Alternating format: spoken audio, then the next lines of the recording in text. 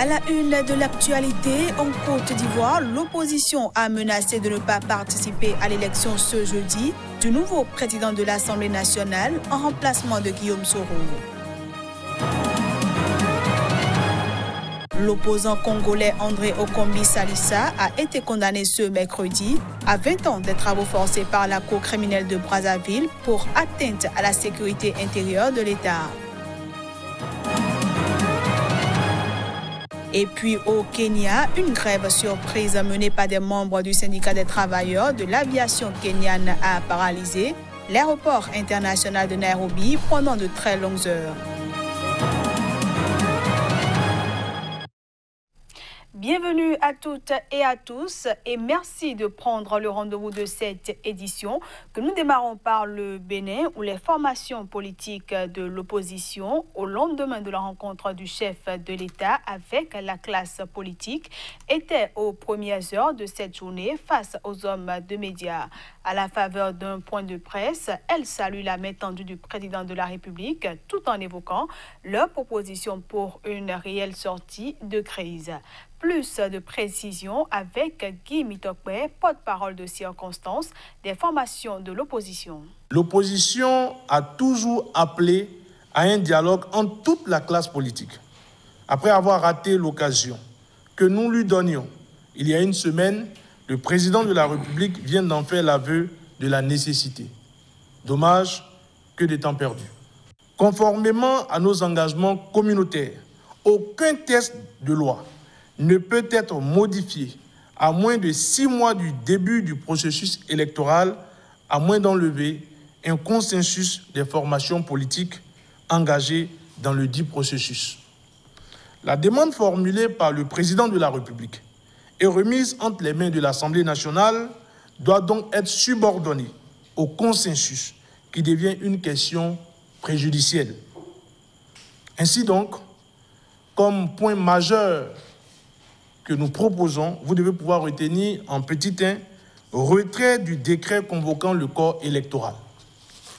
En petit 2, abrogation de la charte des partis politiques, du code électoral et du code pénal en ces aspects qui régissent les campagnes électorales et les élections. Petit 3, assise entre les partis politiques pour rapprocher les positions et mettre en place un nouveau calendrier électoral. Petit 4, enfin, relance du processus électoral inclusif. C'est pourquoi nous mettons en garde les faucons autour du président de la République qui voudraient compromettre la nouvelle phase politique qui s'ouvre dans notre pays et dont l'objectif est d'éviter de plonger les populations dans les crises que ces faucons ont conçues. Nous invitons le président de la République en toute responsabilité, à prendre sans délai les gages nécessaires pour témoigner de sa bonne foi. Le PDCI, principale formation d'opposition en Côte d'Ivoire, a dénoncé ce mercredi une modification unilatérale du mode de scrutin. Il a également menacé de ne pas participer à l'élection ce jeudi du nouveau président de l'Assemblée nationale en remplacement de Guillaume Soro qui avait démissionné le 8 février dernier. Le bureau de l'Assemblée nationale a décidé de l'élection du nouveau président au moyen d'un bulletin unique pour garantir le caractère secret du vote, souligne une déclaration des groupes parlementaires du Parti démocratique de Côte d'Ivoire avec 90 députés à l'Assemblée, Vox Populi 9 et le Rassemblement, un parti proche de Guillaume Soro avec 30 députés. Contre toute attente et à la surprise générale, le président par intérim de l'Assemblée nationale et doyen d'âge Mamadou Diawara, proche du pouvoir, a décidé unilatéralement de l'utilisation du bulletin multiple au motif qu'il serait normal pour un député de ramener à son groupe parlementaire le bulletin qu'il n'a pas utilisé pour faire preuve de son vote. Si cette modification unilatérale était maintenue, l'ensemble des députés issus de ces groupes se sentiraient obligés de ne pas participer au scrutin selon le test lu devant la presse. L'élection du nouveau président du Parlement devrait opposer 2 candidats, Amadou Soumaro, au cadre du parti présidentiel et ex-ministre des Affaires présidentielles et Jérémy Alfred Ngwa du PDCI, selon la presse. Le Parlement compte officiellement 255 députés élus, dont plus de 110 sont issus du Rassemblement des Républicains, parti présidentiel. Guillaume Soro a été poussé à la démission par le président Alassane Ouattara après avoir refusé de participer à la transformation en un grand parti unifié janvier de la coalition au pouvoir, le Rassemblement des Oufouettistes pour la démocratie et la paix, RHDP. En République démocratique du Congo, les partisans de Félix Tshisekedi et de son prédécesseur Joseph Kabila ont décidé ce mercredi de mettre en place une coalition gouvernementale. Ce faisant, ils ouvrent la voie à la désignation d'un formateur du gouvernement issu des élections de décembre. Pour refléter la volonté du peuple exprimée dans les résultats de la présidentielle et des législatives, les pro-Tshisekedi et pro-Kabila ont affirmé leur volonté commune de gouverner ensemble dans le cadre d'une coalition gouvernementale. Cette option vise à préserver les acquis de l'historique passation pacifique de pouvoir qui a eu lieu le 24 janvier dernier, de conforter le climat de paix ainsi que la stabilité du pays et de faciliter la mise en place rapide d'un gouvernement de plein exercice.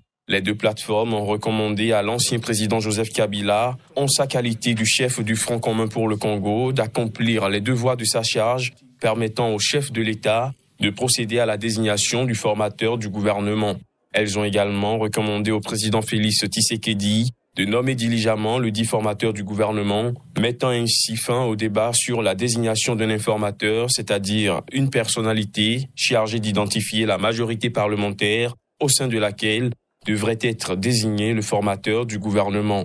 La question de l'identification de la majorité parlementaire, revendiquée par le Front commun pour le Congo, coalition des partisans de l'ancien président Joseph Kabila, a retardé la formation du gouvernement par le président Tshisekedi, vainqueur de la présidentielle. Après des discussions entamées ce lundi par les deux regroupements, il se dégage que le Front commun pour le Congo détient de manière documentée la majorité absolue à l'Assemblée nationale après les législatives du 30 décembre, selon le communiqué conjoint.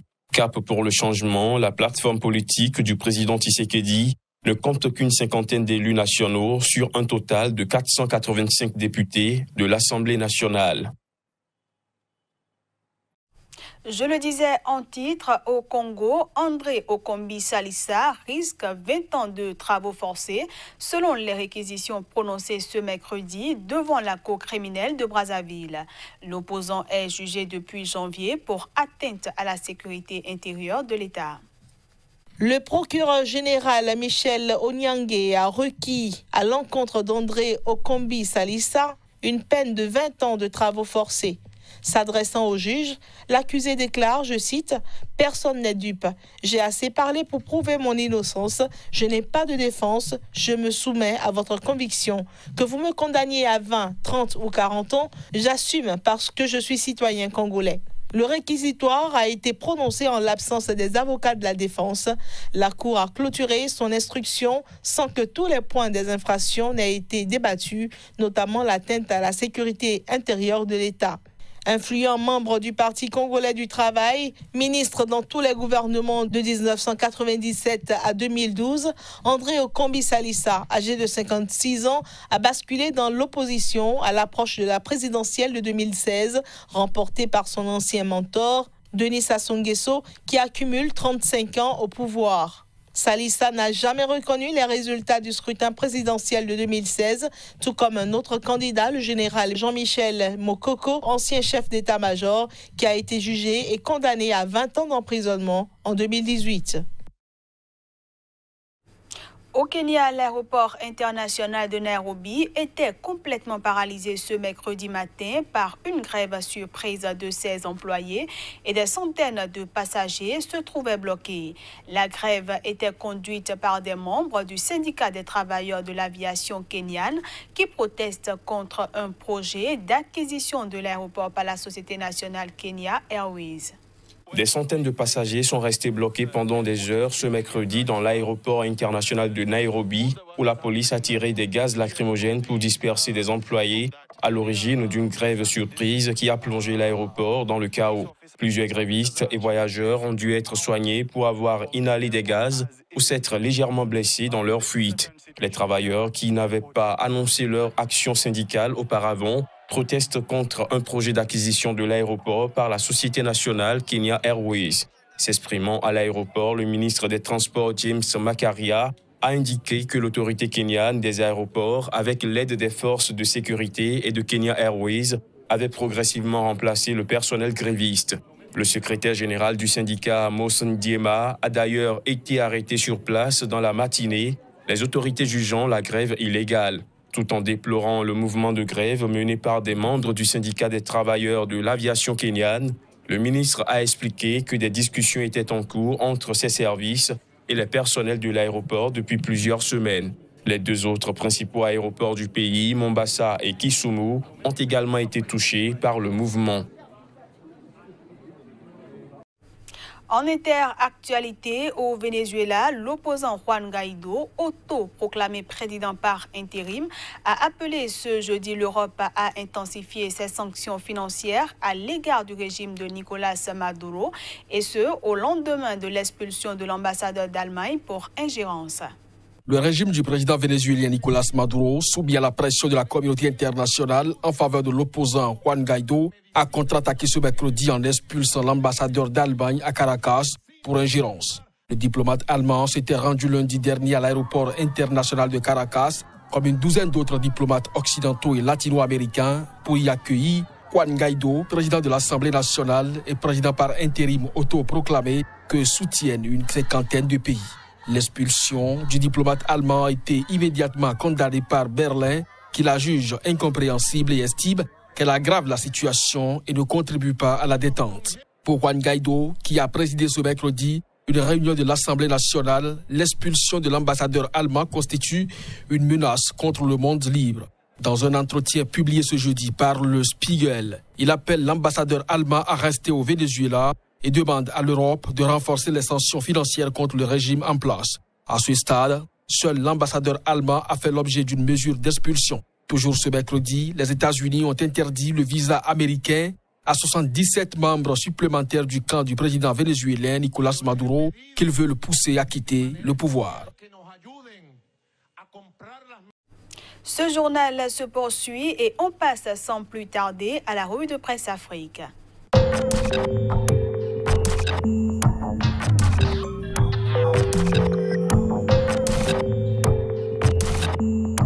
Nouveau numéro de la revue de presse Afrique sur Sika TV. Bonjour et bienvenue. Au Cameroun, le journal Le Jour nous informe de la suspension de l'augmentation du prix de la bière. On reste avec Le Jour qui nous apprend également que des rebelles bloquent la frontière Cameroun-Centrafrique. Affaire Camto, le Cameroun recadre les États-Unis, peut-on lire en première page de Baromètre communautaire. Mouvement d'humeur à la police nationale du Burkina Faso, l'UNAPOL rejette toute implication selon le gouvernement, écrit en première page Sidoya. Le quotidien nous apprend que près de 20 projets de loi seront examinés par les députés lors de la session ordinaire de l'année 2019 à l'Assemblée nationale. Demain, c'est la journée internationale de la femme, informe l'Express Faso à la une. Direction le Mali, deuxième rencontre entre Soumaïla Cissé et Ibeka. Les deux hommes ont discuté du mode opératoire de sortie de crise, écrit en manchette Le Républicain. Autre escale, la Côte d'Ivoire, où Fraternité Matin nous informe que le nouveau président de l'Assemblée nationale sera connu aujourd'hui. Le Jour Plus, lui, nous apprend que Ouattara fait un réaménagement dans l'armée ivoirienne. Le point de l'actualité au Sénégal pour finir, l'ACP accusée de détournement d'objectifs sur 49 millions, informe Vox Populi, qui nous apprend également que le leader des jeunes de Idi 2019 écope d'1 mois ferme de prison. Deuxième et dernier mandat pour le leader de Benobo Kyara, Macky Sall en roue libre, écrit en manchette Sud Quotidien. Voilà, ce sera tout pour la revue de presse Afrique de ce 7 mars 2019. Merci de l'avoir suivi. À demain.